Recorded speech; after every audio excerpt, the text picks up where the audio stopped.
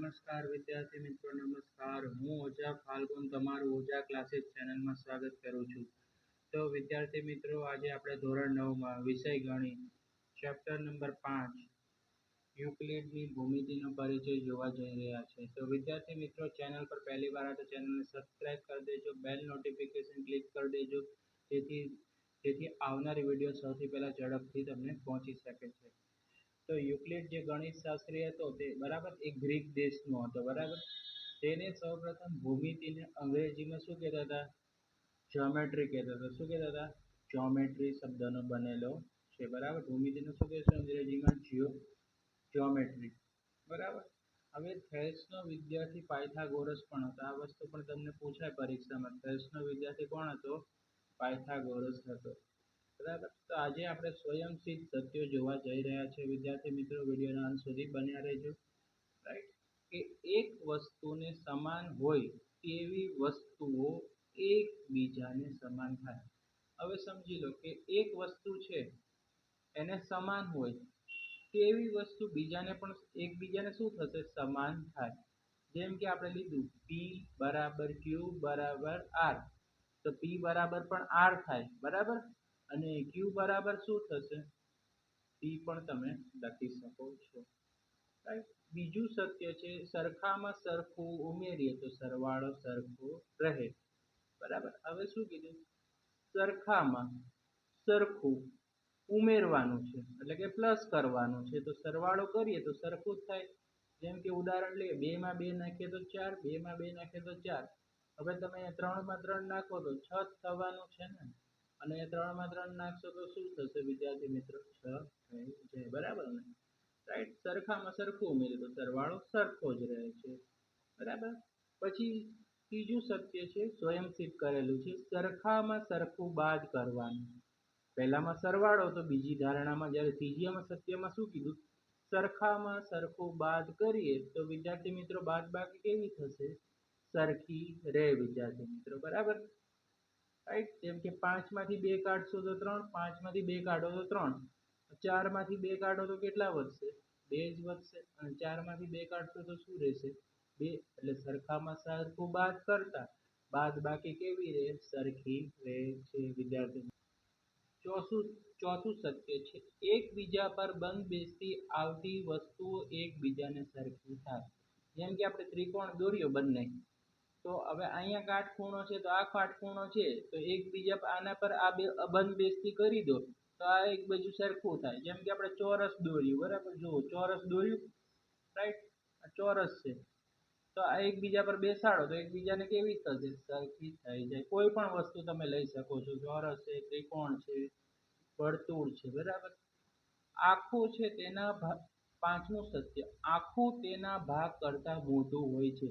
આ વર્તુળ છે, બરાબર. જો સમજી લો કે આપણે અહીંયા વર્તુળ દોર્યું, રાઈટ. હવે આ વર્તુળ છે, આપણે એટલો ભાગ કવર કરી લીધો, બરાબર. એટલી જગ્યા આપણે, આટલો પ્રદેશ આપણે મેળવી લીધો. અહીંયા કલર કરી દીધો કે ભાઈ આ ભાગ છે એ વર્તુળનો, તો તેના ભાગ કરતા આ ભાગ કરતા કેવો છે? મોટો છે, રાઈટ. તો આપણે તમે લખી શકો છો. પાંચમું સત્ય છે, આખું તેના ભાગ કરતા મોટું હોઈ શકે છે, બરાબર વિદ્યાર્થી મિત્રો. છઠ્ઠું સત્ય, સરખી વસ્તુના બમણા એકબીજાને સમાન થાય. હવે યાદ રાખવાનું કે બમણા એટલે શું થાય? એને સંખ્યા રિપીટ કરવાની. જેમ કે અહીંયા આપણે કે ઉદાહરણ તરીકે લખીએ વિદ્યાર્થી મિત્રો કે 6 ગુણ્યા 6 તો 36 છે. 6 ગુણ્યા 6 કરો તો કેટલા થાય? 36 થાય. બમણા એટલે 5 ગુણ્યા 5 કરો તો 5 ના બમણા એટલે કે 5 ને 5 વખત ગુણવાના, તો કેટલા થાય? 5 5 25. અને 5 ને 5 વખત ગુણો તો 25 થશે, બરાબર વિદ્યાર્થી મિત્રો. સાતમું છે, સરખી વસ્તુઓ અડધાને એકબીજાને સમાન થાય. હવે જેમ કે આપણે વર્તુળ દોર્યું, રાઈટ. હવે એમાંથી આપણે કહીએ કે આ વર્તુળ છે અને આ વર્તુળ છે, રાઈટ. તો એકબીજાને કેવું હોવું જોઈએ? સમાન હોય. સરખી વસ્તુ, સરખેલા વર્તુળ સરખું છે, એમાં આપણે બે પાર્ટ પાડી દઈએ તો અડધું એકબીજાને શું થઈ શકે છે? સમાન થઈ શકે. ઓકે. હવે આપણે જોવા જઈ રહ્યા છે યુક્લિડની 5 પૂર્વ ધારણાઓ છે વિદ્યાર્થી મિત્રો. આમાંથી તમને કોઈ પણ પૂર્વ ધારણા પૂછી શકે છે એક્ઝામમાં. પૂર્વ ધારણા એક કે છે, એક બિંદુમાંથી જો શું કીધું, એક બિંદુમાંથી બીજા બિંદુએ થઈને પસાર થતી રેખા એ કોઈ એક સીધી રેખા દોરી શકાય છે. બરાબર વિદ્યાર્થી મિત્રો, શું કીધું, એક બિંદુ લો, રાઈટ, જેમ કે આપણે એક બિંદુ લીધું, અહીંયા બીજું બિંદુ લીધું, તો આપણે પસાર થતી શું કરી છે, રેખા દોરી શકીએ છીએ, સીધી રેખા દોરી શકીએ છે. બરાબર, રાઈટ, આપણે આવી રીતે રેખા દોરી શકાય. બે બિંદુ લીધા અને એમાંથી પસાર થતી આપણે શું કરી શકીએ છીએ, રેખા દોરી શકીએ છીએ. પૂર્વધારણા 5.1 કે આપેલા બે ભિન્ન બિંદુમાંથી પસાર થતી, જો શું કીધું, આપેલા બે ભિન્ન બિંદુઓની વાત કરી છે, પસાર થતી અનન્ય રેખાઓ છે. અનન્યનો મતલબ શું, સૌથી પહેલા એ સમજો વિદ્યાર્થી મિત્રો. અનન્ય એટલે આપણે કહી શકાય એક જ રેખા. અનન્યનો મતલબ શું, એક જ રેખા. બરાબર, હવે તમે કોઈ વર્ડ અહીંયા જો, જેમ કે અહીંયા બે ભિન્ન બિંદુ લીધા, બરાબર, તો તમે આ રેખા દોરી, આ દોરો, બરાબર, પણ આમાંથી એક જ રેખા છેદી શકે છે, બીજી રેખાને છેદી શકે નહીં. તેથી આપણે પૂર્વધારણા 5.1 એમ કહી શકાય કે આપેલા બે ભિન્ન બિંદુઓમાંથી પસાર થતી અનન્યમાં એક જ રેખા દોરી શકે, અહીંથી ના પસાર કરી શકાય. બરાબર, આપેલા બે ભિન્ન બિંદુઓમાંથી પસાર થતી એક જ રેખા હોય છે. ઓકે વિદ્યાર્થી મિત્રો, પૂર્વધારણા 2, શાંત રેખાને અનંત સુધી લંબાવી શકાય છે. હવે સમજી લો કે તમે શાંત રેખા દોરો છો, બરાબર, રાઈટ, હવે આટલી દોરી, રાઈટ, તો આને હવે આ બાજુ લંબાવી હોય તો તમે શું કરો છો, લંબાવી શકો છો. બરાબર, અને જેટલી લંબાવી તેટલી પૂર્વધારણા 2 મુજબ અનંત સુધી તેને લંબાવી શકાય છે. આ બાજુ લંબાવી તો આ બાજુ, આ બાજુ લંબાવી તો આ બાજુ પણ તમે લંબાવી શકો છો. રાઈટ, આ પૂર્વધારણા 2 થઈ વિદ્યાર્થી મિત્રો. હવે પૂર્વધારણા 3 શું કહે છે, કોઈ પણ બિંદુનું કેન્દ્ર લઈ તથા કોઈ પણ લંબાઈની ત્રિજ્યા લઈ તમે વર્તુળ રચી શકો છો. શું કીધું આમાં વિદ્યાર્થી મિત્રો, કે તમારે એક બિંદુનું કેન્દ્ર લેવાની વાત કરી છે, અને હવે કેન્દ્ર લેશો પછી શું કરવાનું, તમારે ત્રિજ્યા લેવાની છે, ત્રિજ્યા, અને શું દોરવાનું છે, વર્તુળ દોરવાનું છે. વિદ્યાર્થી મિત્રો, આપણે શું કરશું, સૌથી પહેલા એક અહીંયા કેન્દ્ર લીધું, એક અહીંયા કેન્દ્ર લીધું. બરાબર, આપણે શું દોરવાનું છે કીધું છે વિદ્યાર્થી મિત્રો, પૂર્વધારણા 3 મુજબ કે કોઈ પણ બિંદુનું કેન્દ્ર લઈ આપણે શું કરશું, એક વર્તુળ દોરશું. ચલો આપણે આ વર્તુળ ડ્રો કર્યું. ઓકે, આ વર્તુળ આપણે અહીંયા ડ્રો કર્યું. આ ત્રિજ્યા થઈ, આ શું થયું, ત્રિજ્યા થઈ ગઈ. એટલે આમાં એવું કહેવા માંગે છે કે પૂર્વધારણા 3 કે કોઈ પણ બિંદુનું કેન્દ્ર લઈ તમે તેનું વર્તુળ દોરી શકો છો. આ શું થઈ ગઈ, વર્તુળની ત્રિજ્યા થઈ ગઈ. વિદ્યાર્થી મિત્રો, તમે કોઈ પણ વર્તુળ રચી શકો છો. બરાબર, હવે પૂર્વધારણા 4, બધા જ કાટખૂણા એકબીજા સાથે સરખા થાય. જેમ કે અહીંયા જો ત્રિકોણ દોર્યું તો ત્રિકોણ આવી રીતે તમે દોરો, બરાબર, રફલી, આ કાટખૂણો છે તો બધા કાટખૂણા એકબીજા સાથે સરખા. કાટખૂણા એટલે કે 90 અંશના માપ હોય ને શું કહેવાય, કાટખૂણો કહેવાય. બરાબર, રાઈટ, 90 અંશના ખૂણાને શું કહેવાય, કાટખૂણો કહેવાય. બરાબર, ચોરસમાં પણ શું હોય, ચારે ખૂણા, રાઈટ, ચોરસમાં પણ ચારે ખૂણા કહેવાય છે, એકબીજાને સરખા જ હોય છે. કાટખૂણાનું માપ કેટલું હોય, 90 હોય છે. વિદ્યાર્થી મિત્રો, આ વસ્તુ તમારે ધ્યાનમાં રાખવાની, અને કાટખૂણા હંમેશા સરખા હોય. બરાબર, એટલું ધ્યાન રાખવાનું. હવે પૂર્વધારણા 5 છે એ સમજવાનું છે, બહુ ઇમ્પોર્ટન્ટ છે. જો બે રેખાઓ, હવે સમજો, બે રેખાઓ કોઈ ત્રીજી રેખાને છેદે, સમજી લો કે તમે કોઈ બે રેખા દોરો, બરાબર, જેમ કે આપણે અહીંયા ડ્રો કરીએ છીએ, રફલી બે રેખા દોરી લીધી, રાઈટ. હવે આપણે થોડું અહીંયા દોરી લીધી બે રેખા, રાઈટ, એમાંથી આપણે શું કર્યું, અને અહીંયાથી શું કરશું, આપણે કોઈ ત્રીજી રેખા છેદે, બરાબર, આ ભાઈ છેદે છે, સમજી લો કે અહીંયા છેદે, આ બંને છેદ્યું, તો આ રેખા બે રેખા છે તેને ત્રીજી રેખા શું કરશે? છેદી ગઈ. સમજી ગયા? તો એક બાજુ તરફના બે અંતકોણોનો સરવાળો, હવે જો એક બાજુના તરફના અંતકોણોનો સરવાળો, તો સમજો ને, થોડું આ મોટું ડ્રો કરીએ આપણે. તો હવે આ અને આ શું કહેવાય? અંતકોણો કહેવાય. તો આ કેટલાનું હશે? આનું માપ 180 હશે. તો આ બંનેનું માપ કેટલું હોય? 90 હોય. બરાબર વિદ્યાર્થી મિત્રો? તો તમે જો બે કાટખૂણાનો સરવાળો કરતા ઓછો હોય, પ્રથમ બે રેખાઓ આ ખૂણા તરફ અનંત સુધી લંબાવતા, હવે તમે આમ લંબાવશો,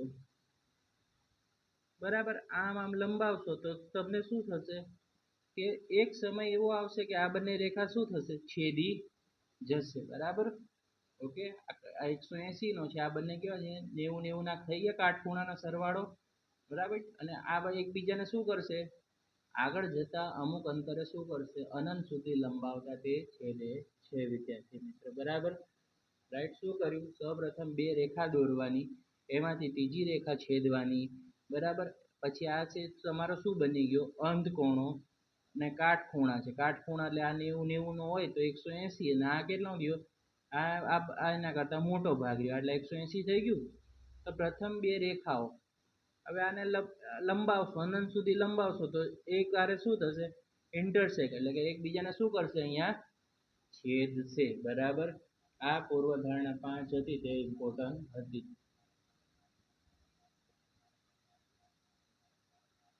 હવે સ્વાધ્યાય 5.1 જોવા જઈ રહ્યા છે વિદ્યાર્થી મિત્રો, કે નીચે આપેલા વિધાનોમાંથી કયા વિધાનો સત્ય છે અને કયા વિધાનો અસત્ય છે? કારણ આપો.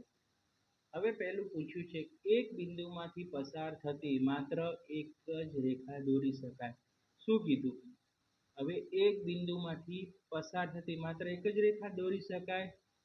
તો આપણે અહીંયા જોઈએ, રફલી ડ્રો કરીએ કે હવે આપણે અહીંયા ડ્રો કર્યું કે આ એક બિંદુ છે, આમાંથી કેટલી બધી રેખા દોરી શકાય? જેમ કે અહીંયા આપણે રેખા દોરવી હોય તો દોરી શકીએ. આ રીતની રેખા દોરી શકીએ છે. અહીંયા પણ આપણે દોરી શકીએ છીએ. હા, તો આ વિધાન કેવું છે? અસત્ય છે. માટે લખવાનું, આપેલ વિધાન અસત્ય છે, કારણ કે એક બિંદુમાંથી પસાર થતી હોય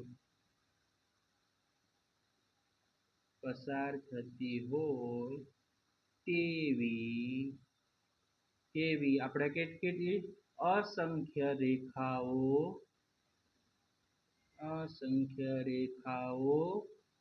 દોરી શકે છે. ઓકે, એટલે આપણે એવું નહીં કે એક બિંદુમાંથી કેટલી પણ રેખા દોરી શકો છો, અસંખ્ય, જેની કોઈ સીમા ના હોય. બીજું, બે ભિન્ન બિંદુમાંથી પસાર થતી અસંખ્ય રેખા હોય. તમને મેં પૂછ્યું છે કે ભાઈ બે ભિન્ન બિંદુઓમાંથી પસાર થતી રેખા અસંખ્ય હોય, તો કે આ વિધાન કેવું છે? આપેલ વિધાન અસત્ય છે. કેવું છે? અસત્ય છે. કેવી રીતે? તો આપણે કહીએ કે આપણે રાઈટ, હવે આપણે જોઈએ કે અહીંયા બિંદુ લીધું, અહીંયા બિંદુ લીધું. બરાબર? હવે આપણે શું કર્યું? આ રેખા દોરી. બરાબર? આ શું કરી? આપણે રેખા દોરી. તો આમાં કેટલી રેખા દોરાશે? બે બિંદુ વચ્ચે કેટલી રેખા દોરાશે? અંતર આપણે શું કરીએ છીએ? આ વિધાન કેવું છે? ખોટું છે. માટે લખવાનું કે કારણ કે બે ભિન્ન બિંદુમાંથી પસાર થતી અસંખ્ય રેખા હોય, તો હવે આપણે અસંખ્ય રેખા દોરી શકીએ ના? ભાઈ, આપેલ વિધાન અસત્ય છે, કારણ કે પૂર્વધારણા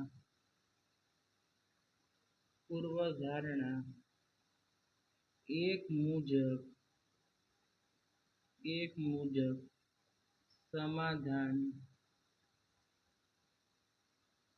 કરી શકતું નથી. બરાબર, પૂર્વધારણા એક મુજબ તે સમાધાન કરી શકતું નથી અથવા તમે એને ઉકેલ શું કરે છે, ઉકેલ મેળવી શકતો. ત્રીજું છે, એક શાંત રેખાને બંને તરફ અનિશ્ચિત રીતે લંબાવી શકાય છે. તો કે હા ભાઈ, તો આ વિધાન કેવું છે, એક શાંત રેખાને તો આપેલ વિધાન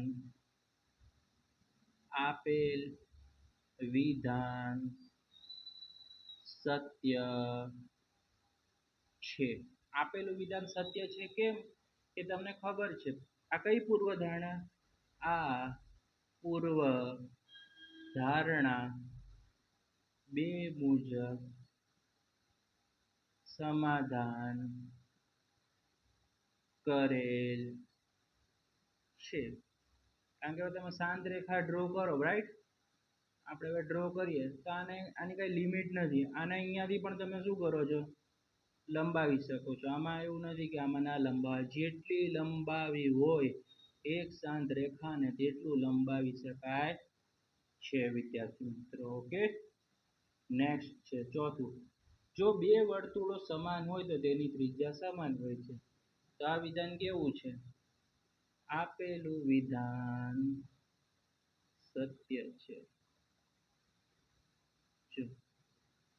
કઈ રીતે, તો આપણે હવે જો સમજી લો કે આપણે હવે અહીંયાથી શું કરશું, કેન્દ્ર લઈને, બરાબર, આપણે શું કરશું, આ ત્રિજ્યા છે આપણું, આપણે શું કર્યું, એક વર્તુળ ડ્રો કર્યું, રાઈટ.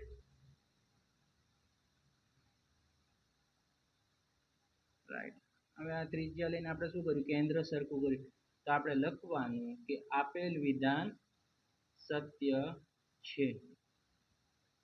જો બે વર્તુળ જો સમાન હોય ને તો તેની ત્રિજ્યા પણ કેવી હોય છે, જો બે વર્તુળ સમાન હોય તો તેની ત્રિજ્યા પણ કેવી હોય છે, સમાન હોય.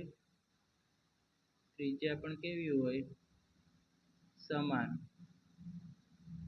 ત્રિજ્યા સમાન હોય અને તેના પરિઘ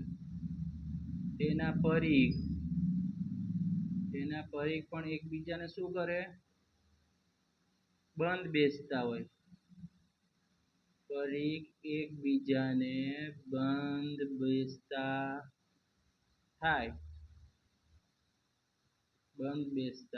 થાય, ઓકે.